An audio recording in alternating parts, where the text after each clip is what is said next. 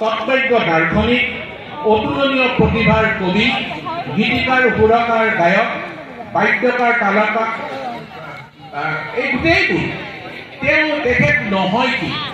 আৰু মহাপুৰুষ শংকৰদেৱৰ ইমান গুণ, এই গুণবোৰ দেখিয়ে মহাপুৰুষ মাধৱদেৱে তেওঁক কৈ পেলালে যে জয়গুৰু শংকৰ সৰ্বগুণা আকৰ। এই মহাপুৰুষ জনাই হৈছে সৰ্বগুণৰ আকৰ। আৰু মহাপুৰুষ জনাই আমাক সকলোৰে যুগৰ ধৰ্ম দি থৈ গৈছে। আইসকল, বাপসকল, আপোনালোকে জানে আমাৰ 4টা যুগ: সত্য যুগ, ত্ৰেতা যুগ, দাপৰ যুগ আৰু কলিৰ যুগ। কলিৰ যুগটো কিন্তু আটাইতকৈ ভাল। এতিয়া কলি যুগ বুলি ক'লে শুনিবলৈ বেয়া যেন লাগে, কিন্তু কলিৰ গুণত মহাজ্ঞানী যিটোজনে জানে 4 যুগৰ মাজত কলিক শ্ৰেষ্ঠ মানে।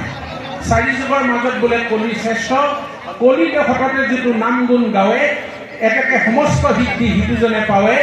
সত্য যুগে ধ্যান কৰি যজ্ঞ ত্ৰেতা, যেন ফল পাৱে নৰে দাপৰ পূজা। কলিত কেৱল কীৰ্তনে পাৱে তেন গতি, ব্ৰহ্মাদি দেৱতাক নাপান্ত সম্প্ৰতি। আমি যে এই কলিযুগত মনুষ্য হৈছোঁ, মানুহ ৰূপে জন্মগ্ৰহণ কৰিছোঁ, এই পুণ্যভূমি ভাৰতবৰ্ষত, এইটো কিন্তু এনেই আৰু ল'ৰা জন্ম হ'ল, কেঁচুৱা জন্ম হ'ল, এইটো সাধাৰণকৈ কোৱা কথা নহয়। মহাপুৰুষ শংকৰদেৱে এই কথা লিখিছে যে কোটি কোটি জন্মৰ অন্তৰে যাহাৰ আছে মহাপুণ্য ৰাখি, সিহি কদাচিতো মনুষ্য huয় ভাৰত ভূমিত আহি।